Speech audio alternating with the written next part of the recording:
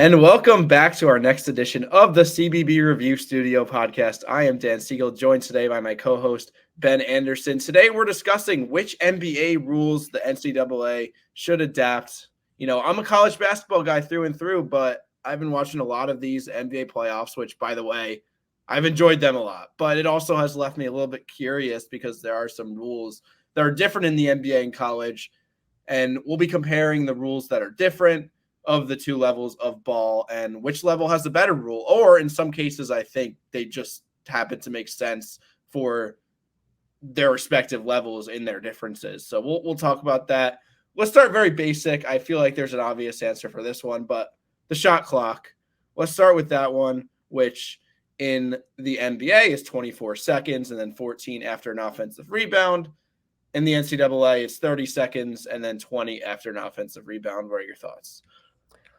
I think this is one of those rules where it makes both sense for each level of basketball. Typically, college basketball teams have a tougher time initiating their offense, so they need a little bit more time. But as long as both are getting reset to a lower amount after an offensive rebound, I'm okay with both the 24 and the 30-second variations. Yeah, I agree. And that's part of just what makes college basketball better. I like the half-court offenses, having to do slow developing plays. Danny Hurley and UConn, full of NBA players, full of prolific offenses, but they operate in slow developing half-court sets and use the shot clock. That's a great example there. All right, let's move on to some of the more debatey topics. Let's go to late game timeouts. So actually, let's start with this aspect of it. So advancing the ball. Let's go with that aspect of it first. So in the NBA, if you call a timeout in the last 2 minutes, you could advance the ball to half court, where in the NCAA, it's if it's after an opposing team's bucket, then you have to inbounds the ball at your own baseline. So you can't advance the ball all the way to half court just by calling a timeout. You have to physically get the ball over half court. What are your thoughts on this difference? So a lot of people are I feel like if you go on college basketball Twitter, this is one perhaps people are most opinionated about. And to be completely honest, I don't have a really strong opinion because on one hand, yes, some of the most famous buzzer beaters of all time exist because college basketball has that full court aspect, whether it's like the Jalen Suggs buzzer beater in the Final Four, or obviously the Chris Jenkins buzzer beater to win the national championship for Villanova. Those don't necessarily happen in the same fashion that that would have taken place if there was inbounding the ball from half court. But on the other hand, you're probably getting more of those moments, right? If you inbound it from half court, it's just simply more likely that they get a decent shot up if they don't have to go 48 feet. So I get both sides. I wouldn't hate it if they moved it to a half court. I think some people have much stronger opinions on this than I do, but I think there are valid merits to both arguments here. Yeah, I totally agree. I personally think the college way is better, but there are other rule changes we're going to discuss on the show that I feel more strongly about because you're right. If you think about how many famous buzzer beaters that wouldn't have been as special with advancing the ball, there's no Jalen Suggs, there's no like Christian Laettner if you got to advance the ball. On the other hand, there'd probably be more buzzer beaters, but I also think about this kind of new school strategy that coaches are using, which is something I totally agree with. When you're up by 3 in the last 10 seconds of the game, you're going to foul on the floor and make the team shoot free throws, right? Because everybody like pretty much knows the logic behind that. And I think we all agree that it's a smart strategy, yet we don't want that to happen because it's not as fun.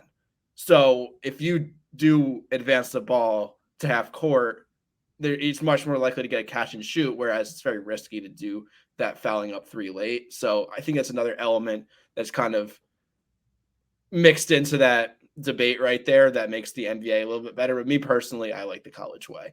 But yeah, one last thing I'll add here is that for a couple of these rules, the women's college game already does this. They already moved the ball up to half court after a timeout.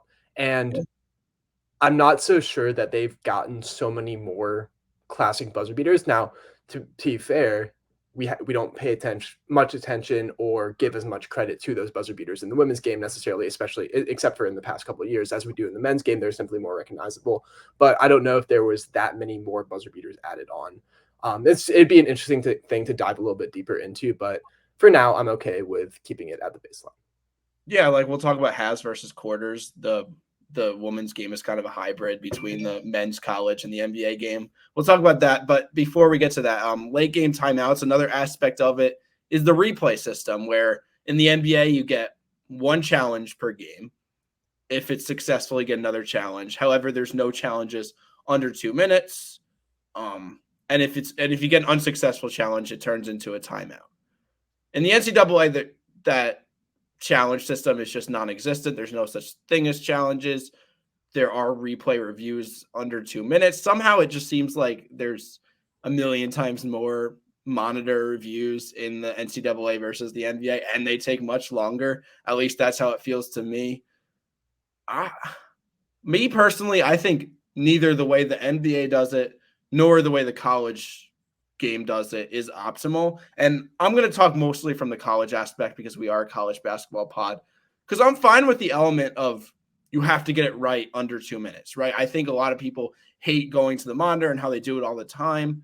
But that's only because it's compounded with a million other stoppages under 2 minutes and team timeouts and all that. So I think really what you got to do is fix the timeout system in college. If you can't do both, all the replays and all the timeouts under 2 minutes, you got to do one or the other. I prefer having the replays.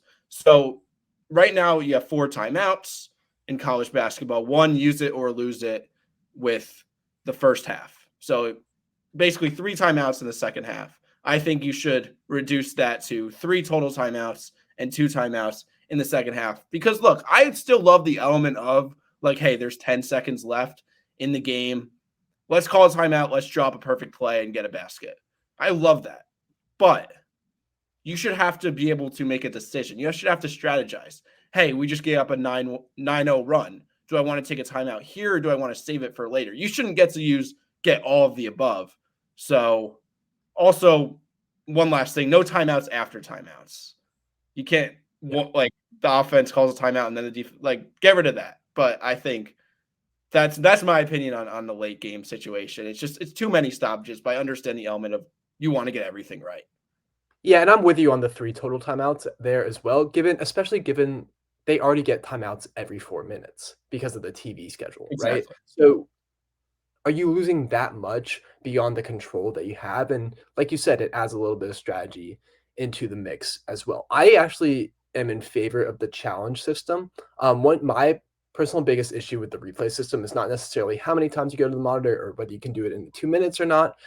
It's more of the fact that you can watch something else happen and you can't change every single aspect of the game, right? There's plenty of instances where you're watching it and you're determining who the ball went off of last, but it's very obvious that the defender fouled the offensive player and then the offensive player lost the ball, and technically, right, the offensive player touched the ball last and now it's going to be the defense's ball, even though the reason they lost it is because the defender fouled him, right? And you see all of that on replay and you can't make the actual right call, which is to just call a foul. Or another great example is the situation where when TCU was playing Georgetown and TCU stepped out of bounds before they shot the buzzer beater. You remember this back in like November? This was a big deal. And Georgetown lost, right? They couldn't go back and review that because for whatever reason, that's not something you can review under a replay, even though you can review whether a person was behind the 3-point line or not, right? I think they just have to come up with a little bit more consistent ruling. I actually do think that even if you keep the same amount of replays overall, the hatred of them will go down less because you're actually making the right call more often. Well, keep in mind that the challenge system, even in the NBA, is not under 2 minutes, right? So Yeah.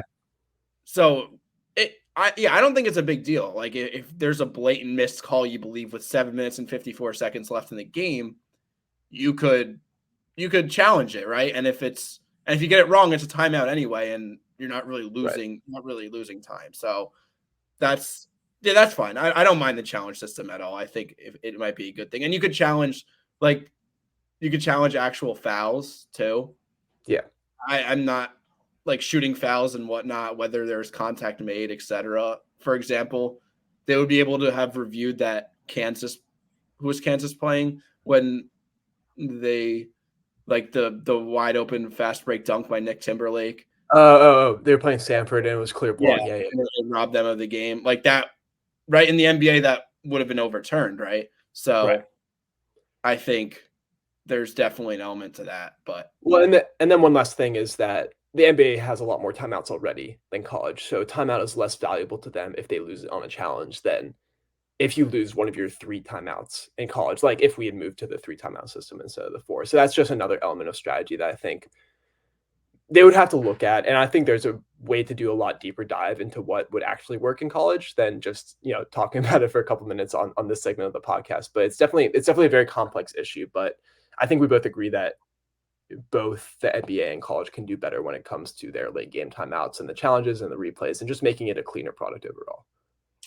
all right, let's talk about another more specific rule that they do in the last 2 minutes. This is more of the NBA, but there's away from the play fouls. And I want to more focus on the inbounds aspect of it. So for those of you that don't know, if you foul somebody before the inbounds, and we're saying it's like a common foul, not like a blatant, flagrant, or intentional foul, but just a common, you run through a screen or something before the inbounds. In college, just a common foul. It just adds 1 to your team foul, and theoretically, you could make them shoot free throws without even having any seconds wind off the clock. In the NBA, you get another team foul, but you get 1 foul shot, the team that gets fouled, and then they get the ball back. So essentially, there's no benefit possible for fouling somebody before the inbounds, which is why I think the NBA is certainly better. The good news is I think this is a subtle rule, but it's really like it's not that common in college where you're going to foul somebody before the inbounds because you're always trying to force a turnover and then foul as soon as they get the ball. Sometimes you'll trap. So I don't think this is like a really significant rule, but I do prefer the way the NBA does it. It's something I've noticed throughout the playoffs because I think it's cheap to be able to just add a foul without time coming off the clock. Yeah, I'm in agreement with you here. I think that as long as the refs are able to call it in a consistent manner, then it's okay. And I think that's what you see a little bit of a trend in the NBA rules is that they have a much more organized and just sort of well put together referee system because it's just one. Yeah, you're an NBA ref. You're not necessarily a Big Ten ref or a Big East ref. You see this more in football, but it happens in basketball too, where you have regional guys, right, that are only in the Northeast or whatever. I do think that as long as the refs are able to call it consistently, I think that coaches and players would be fine with moving towards this away from the play fouls.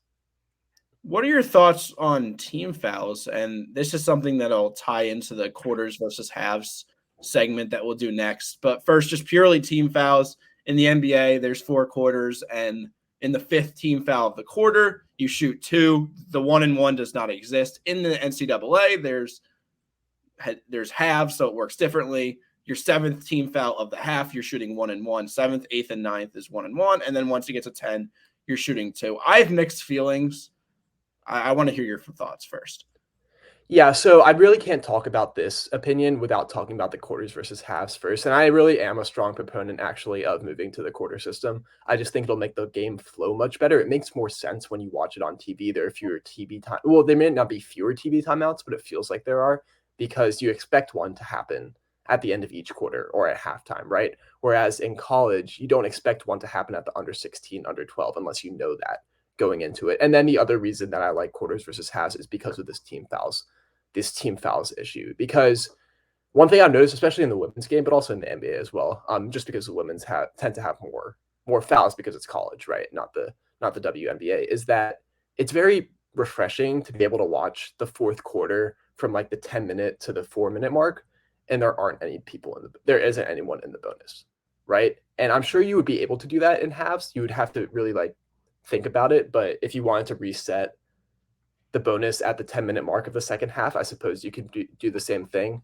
But being able to have that area where you're just playing ball, right? And you're not necessarily having to worry about who's in the bonus, who's in the double bonus, and just have that area to play, because you're just seeing so many fouls in college basketball, right? And all of a sudden it's 11 minutes in and one team's already in the bonus, right? And now that's something that affects the game throughout the rest of the time that they're on the court. So I think for that reason, I would really like to see some sort of adjustment be made to the team fouls and the quarters versus halves in college basketball.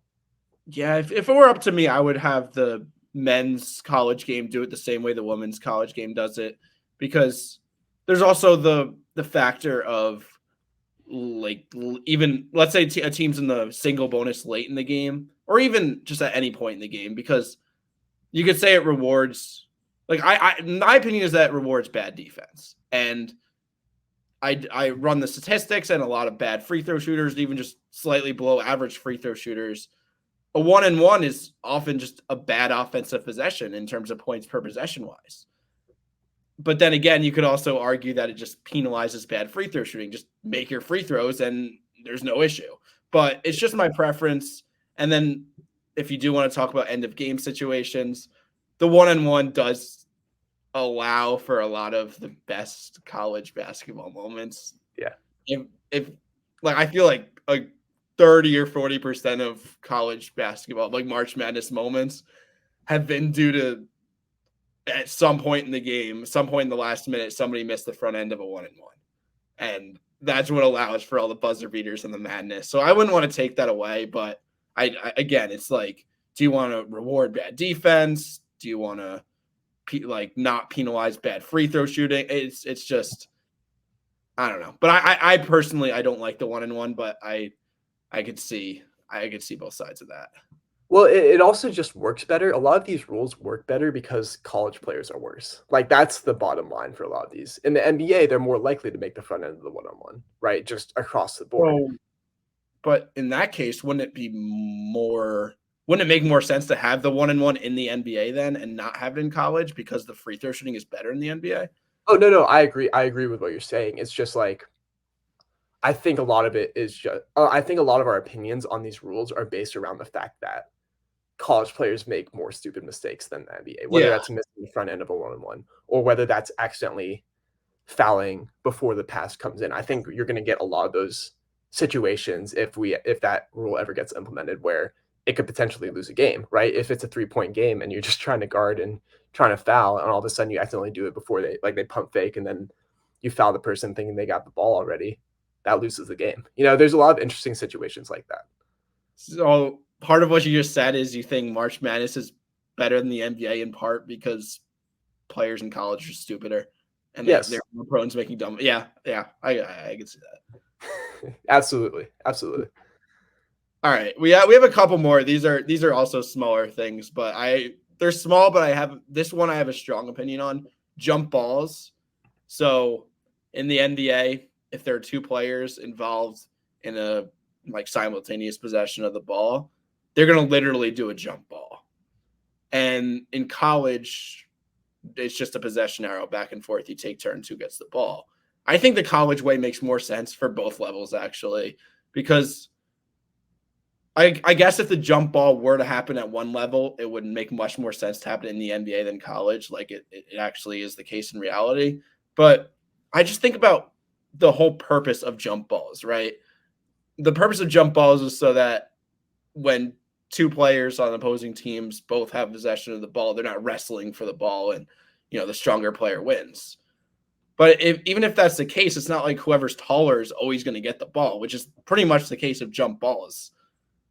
I remember I was watching like some UVA remember that UVA Duke game when Reese Beekman hit the buzzer beater?